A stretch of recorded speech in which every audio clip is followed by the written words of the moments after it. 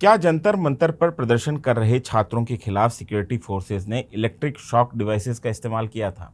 Pellet gun पर चल रही कंट्रोवर्सी के बीच ह्यूमन राइट वॉयलेशन पर नजर रखने वाली संस्था एमनेस्टी इंटरनेशनल की ताज़ा रिपोर्ट ने इस विवाद को और गहरा कर दिया है। एमनेस्टी इंटरनेशनल की रिपोर्ट में सिक्योरिटी फोर्सेज के द्वारा पैलेट गन के इस्तेमाल की पुष्टि की गई है। साथ ही एमनेस्टी इंटरनेशनल ने सिक्योरिटी फोर्सेज पर एक्सेसिव फोर्स या ज़रूरत से ज़्यादा बल के इस्तेमाल का आरोप लगाया है। क्या है पूरा मामला? कौन है एमनेस्टी इंटरनेशनल?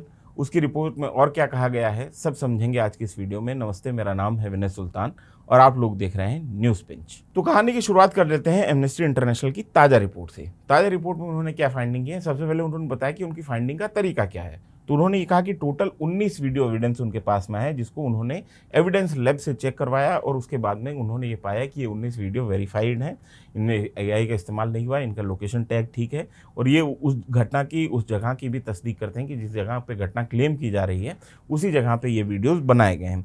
तो ये एविडेंस लैब से उन्होंने 19 वीडियो वेरीफाइड वीडियोस के आधार पे अपने कंक्लूजन दिए हैं, जिसमें से 17 वीडियो दिल्ली प्रोटेस्ट के हैं, 2 वीडियो सीवान प्रोटेस्ट के हैं जो कि 24 जुलाई को हुआ था। तो ये 2 वीडियोस के ऊपर उन्होंने मतलब कुल 19 वीडियोस के आधार पर उन्होंने अपने कंक्लूजन ड्रॉ किए हैं। पहली बात उन्होंने ये कही है कि पैलेट गन का इस्तेमाल हुआ है। कम से कम एमनेस्टी इंटरनेशनल ने कहा है कि हमारे पास कम से कम 2 वेरीफाइड वीडियोस ऐसे हैं जिसमें आरएएफ के जवान जो हैं, रैपिड एक्शन फोर्स के जवान, वो पैलेट गन का इस्तेमाल करते हुए हमको दिखाई दे रहे हैं।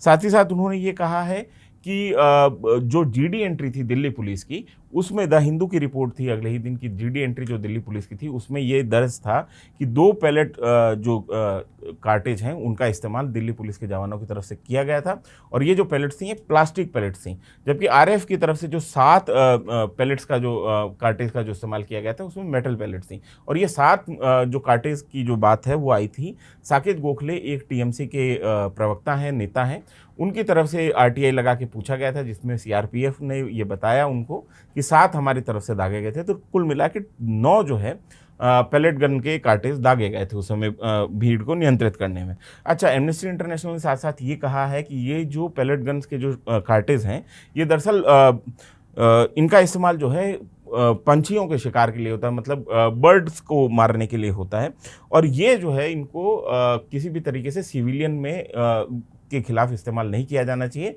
ये नॉन लीथल जो है वेपन नहीं है, लीथल वेपन है। इसकी वजह से लोगों को चोटें आ सकती है, बड़े पैमाने पे लोगों की आंख जा चुकी है। उन्होंने एमनेस्टी इंटरनेशनल इसमें जम्मू एंड कश्मीर का उदाहरण दिया है, इसके अलावा इजिप्ट का उदाहरण दिया है, ईरान का उदाहरण दिया है कि यहाँ पर जहाँ पैलेट गन्स का इस्तेमाल हुआ है वहाँ पर कई लोगों को आँख की रोशनी गंवानी पड़ी। हमने दिल्ली के मामले में भी देखा कि एक पीड़ित के एक दाहिने आँख की रोशनी जो है इस पैलेट गन के का छर्रा लगने की वजह से जाने की कगार पे है। मतलब 99% ऐसा है कि उसकी आंखें का एक आंख की रोशनी जो है चली जाए, ऐसा डॉक्टरों का कहना है मेडिकल रिपोर्ट में।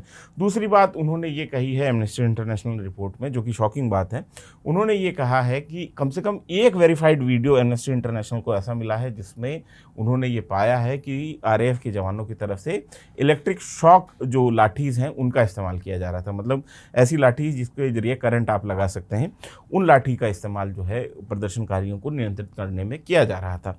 तो ये नई फाइंडिंग है, इसके ऊपर अभी तक कोई खास बातचीत नहीं हो रही थी। हालांकि हमको ये बात पता है कि भारत में जो आरएएफ है और पुलिस फोर्सेस हैं उनके पास में ऐसी लाठी जो हैं उपलब्ध हैं, जिनसे इलेक्ट्रिक शॉक लाठीज़, जिनको टीजर लाठीज़ भी कहा जाता है, वो उपलब्ध है हमारी सिक्योरिटी फोर्सेस के पास में दंगा नियंत्रण करने के लिए, भीड़ नियंत्रण करने के लिए।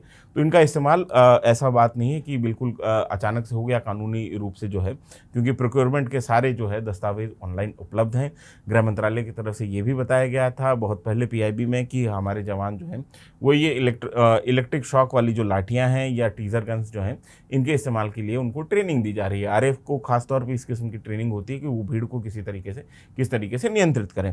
तो आरएएफ के जवान को देखा गया है कि वो जो है वो टीजर लाठी जो है, वो जो इलेक्ट्रिक शॉक वाली जो लाठी है उसका इस्तेमाल एक प्रदर्शनकारी के खिलाफ करता हुआ हमको दिखाई दे रहा है। तो इसका वेरिफिकेशन जो है वो किया है एमनेस्टी इंटरनेशनल कि वो वीडियो वेरीफाइड है और ऐसा हुआ है। तो ये नई बात जो है इस पूरे की पूरे रिपोर्ट में है। इसके अलावा उन्होंने ये भी कहा है कि जो सिवान का प्रदर्शन था वहाँ पे फायर आर्म का इस्तेमाल हुआ और असॉल्ट राइफल का इस्तेमाल हुआ। AK-47 वहाँ पे दागी गई, हमारे सामने वीडियोस भी हैं उसके, और AK-47 का इस्तेमाल किया गया सिवान के प्रदर्शन में, और बिल्कुल उसको इस रेंज से दागा गया जिस रेंज में वो लीथल हो सकती है। उसमें कई लोगों को गोली लगी। एक वहाँ पे एक शख्स था जो कि अपने काम से जा रहा था, अपना कोई प्रमाण पत्र बनवाने जा रहा था, उसका प्रदर्शन से कोई लेना देना नहीं था, उसको भी ये गोली लगी और उसको उस गोली में जख्मी हुआ। अच्छा, असॉल्ट राइफल का इस्तेमाल अपने आप में बड़ा ह्यूमन राइट वायलेशन है, क्योंकि असॉल्ट राइफल का इस्तेमाल जो है सिविलियंस के खिलाफ नहीं किया जा सकता है। खासतौर पे AK-47 जैसी सोफिस्टिकेटेड जो असॉल्ट राइफल्स है उसका इस्तेमाल सिविलियंस के खिलाफ नहीं होता है। एक लंबे समय से ये बहस रही थी, जिस समय भारतीय पुलिस फोर्सेस को असॉल्ट राइफल दी जा रही थी। पहले उनके पास में SLR थी, सेल्फ लोडिंग राइफल थी, उसके बाद में उनको रिप्लेस करके इंसास और AK-47 जो है इंडियन पुलिस को दी जा रही थी। जब जिस समय दी जा रही थी उस समय भी बहुत सारे मानवाधिकार कार्यकर्ता ये सवाल खड़ा कर रहे थे कि पुलिस के पास में असॉल्ट राइफल क्यों होनी चाहिए। तो उस समय गृह मंत्रालय की तरफ से और बहुत सारे जो पुलिस के जो ऑफिसर्स थे उनकी तरफ से ये सफाई दी जा रही थी। रिटायर्ड पुलिस ऑफिसर्स भी इस बात की सफाई दे रहे थे कि जब हमारा मुकाबला ऐसे गैंगस्टर्स के साथ में होता है जिनके पास में इतने सोफिस्टिकेटेड वेपन्स हैं, तो उनका मुकाबला करने के लिए हमारे पास में AK-47 या इंसास जैसे असॉल्ट राइफल का होना जरूरी है। उस समय इस तर्क को मान लिया गया था, और यहाँ पर भी जो सीवान में घटना हुई उसमें हमने देखा कि AK-47 का इस्तेमाल प्रदर्शनकारियों के खिलाफ हो रहा था। हालांकि वहाँ पे कहा जा रहा है कि माहौल बहुत ख़राब हो गया था, लगातार पत्थरबाजी हो रही थी, और जो वहाँ पे पुलिस के ऑफिसर्स हैं बुरी तरीके से घिर गए थे, और वहाँ पे ये असॉल्ट राइफल का इस्तेमाल जहाँ किया गया तो वहाँ पे सिचुएशन इस किस्म की बन गई थी। खैर, कैसी भी सिचुएशन हो, लेकिन सिविलियंस के खिलाफ जो है असॉल्ट राइफल का इस्तेमाल किसी भी तरीके से जस्टिफाई हम नहीं कर सकते हैं, वो जस्टिफाइबल नहीं है। अच्छा, तो उसके अलावा एमनेस्टी इंटरनेशनल ने मीडिया रिपोर्ट्स के हवाले टोटल जो शेल दागे गए हैं टीयर गैस शेल, उसके ऊपर भी उनका नंबर भी उन्होंने दर्ज किया है। हालांकि उसकी तरफ से उन्होंने अलग से वेरीफाई नहीं किया है। उन्होंने कहा है कि जो मीडिया में रिपोर्ट्स हैं वो इतने शेल्स की बात कर रही हैं, तो हम उसको उसी तरीके से लिख दे रहे हैं। तो वो नंबर भी हम थोड़ा सा एक देख रहे हैं। तो उसमें नॉन इलेक्ट्रिक जो शेल्स हैं, टीयर गैस शेल्स हैं, उनकी संख्या 55 है नॉन इलेक्ट्रिक का मतलब, और 15 जो है इलेक्ट्रिक जो शेल्स हैं उनकी संख्या 15 है जो इलेक्ट्रिक टीयर गैस शेल है। अच्छा, नॉन इलेक्ट्रिक को पहले समझ लीजिए। इलेक्ट्रिक का ये मतलब नहीं है कि जो शेल गिर रहे हैं वो करंट लगाएंगे। दरअसल जो उनका इग्निशन का तरीका है, मतलब नॉन इलेक्ट्रिक जो हमारे यहाँ पे ट्रेडिशनली जो टीयर गैस फायर होता है जो गन से, टीयर गैस गन से, तो उसके इग्निशन का तरीका ये होता है कि उसके पीछे एक बारूद होता है जिसके ऊपर वो फायरिंग पिन जो है हिट करती है, उसके बाद में टीयर गैस सेल फायर होता है। और दूसरा इलेक्ट्रिक है, जो कि नया इलेक्ट्रिक गन हम लोग देखते हैं जिसमें कई राउंड्स हैं और वो इस तरीके से फायर होता है, वो बैटरी चार्ज होता है। तो इग्निशन का तरीके के आधार पे इलेक्ट्रिक और non electric tear gas shells हैं, वो मतलब करंट का उससे कोई लेना देना नहीं है। तो ये बात बहुत क्लियर होनी चाहिए। तो 55 जो है वो नॉन इलेक्ट्रिक हैं और इग्निशन के आधार पे, और 15 जो हैं वो इलेक्ट्रिक हैं। तो कुल मिला के ये हो जाते हैं 70। और इसके अलावा 5 हैंड ग्रेनेड्स का इस्तेमाल किया गया, स्मोक या टीयर गैस हैंड ग्रेनेड। अच्छा, हथगोले जो हम पिक्चर में देखते हैं कि ऐसे पिन निकाल के और फेंकने वाले हथगोले, वो नहीं, टीयर गैस या स्मोक जो हैंड ग्रेनेड्स आते हैं उनका इस्तेमाल जो है हमारी फोर्सेस भी करती हैं। कई बार कॉम्बैट में भी किया जाता है। जब आपको आड़ नहीं मिल रही हो तो उस समय आप विरोधी को गुमराह करने के लिए आप स्मोक ग्रेनेड्स फेंकते हैं, ताकि जो है उस स्मोक के आड़ में जो है आप ठीक आड़ पकड़ लें, ऐसी जगह पकड़ लें जहाँ पे आप सुरक्षित हो सकें। मतलब PUBG खेलने वाले हमारे दोस्तों ने बहुत इस्तेमाल किए होंगे ये स्मोक ग्रेनेड, कम से कम वर्चुअली ही किए होंगे लेकिन किए हैं। तो आप समझ रहे हैं कि स्मोक ग्रेनेड क्या है। स्मोक या टीयर गैस हैंड ग्रेनेड्स जो हैं उसका इस्तेमाल किया गया है। तो ये मोटा मोटी एमनेस्टी इंटरनेशनल की रिपोर्ट में कहा गया है। अब हमको यहाँ पे ये समझ लेना होगा कि एमनेस्टी इंटरनेशनल है क्यों, क्योंकि एमनेस्टी इंटरनेशनल की पक्षधरताओं को या निष्पक्षता को लेके भी कई बार सवाल खड़े हुए हैं। तो एमनेस्टी इंटरनेशनल का इतिहास जो है वो 1961 से शुरू होता है।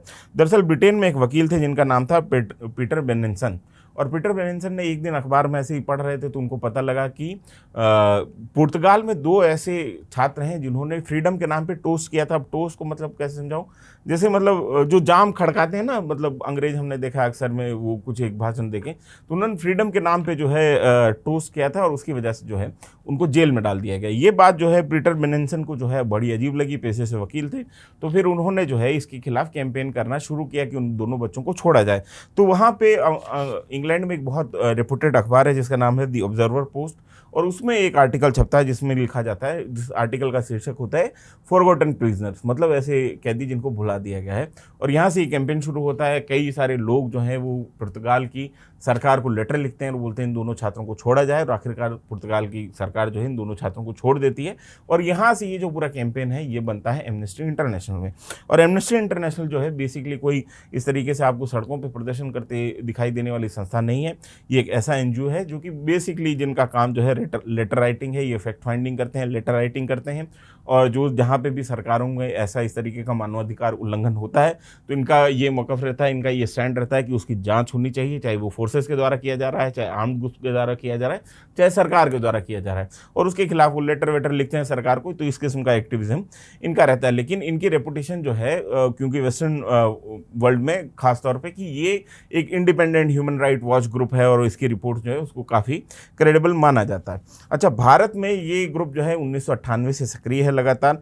पॉलिटिकल प्रिजनर्स के ऊपर जो राजनीतिक बंदी हैं उनके खिलाफ इन्होंने कैंपेन की है कि भाई राजनीतिक रूप से जो सरकार से सहमत नहीं उनको बंदी नहीं बनाया जाना चाहिए, तो इसके ऊपर उन्होंने कैंपेन की है। फिर फोर्स डिसअपीयरेंस के ऊपर मतलब एक्स्ट्रा जुडिशियल जो किलिंग है उसको मुद्दा बना के इन्होंने काफ़ी सारी रिपोर्ट्स जारी की हैं। उसके अलावा ह्यूमन राइट वायलेशन के ऊपर भी इन्होंने खूब सारी रिपोर्ट्स जो हैं भारत में, पंजाब में, जम्मू कश्मीर को लेके की हैं। और 2020 में दिल्ली दंगों को लेके इनकी एक रिपोर्ट पब्लिश हुई थी। उसके बाद में जो है इनके ऊपर ईडी का छापा पड़ा था। दरअसल एफसीआरए जो है, जो विदेश से फंडिंग लेने का जो तरीका है उसके ऊपर जो है फाइनेंशियल इनरेगुलरिटीज सरकार का ये कहना था कि पाई गई थी इनके साथ में, एमनेस्टी इंटरनेशनल के साथ में। और उसके बाद में उनके सारे अकाउंट फ्रीज कर दिए गए थे 2020 में दिल्ली दंगों की रिपोर्ट के बाद में। और तब से जो है भारत में ये डायरेक्टली काम नहीं कर रही। तो ये ओपन सोर्स में जो भी वीडियो एविडेंस उनके पास में मिलते हैं तो वो ओपन सोर्स एविडेंस को मिला के उन्होंने उसकी जांच करवा के फिर ये रिपोर्ट तैयार की है। बाकी इस तरीके से ऑन ग्राउंड जो है एमनेस्टी इंटरनेशनल बहुत सक्रिय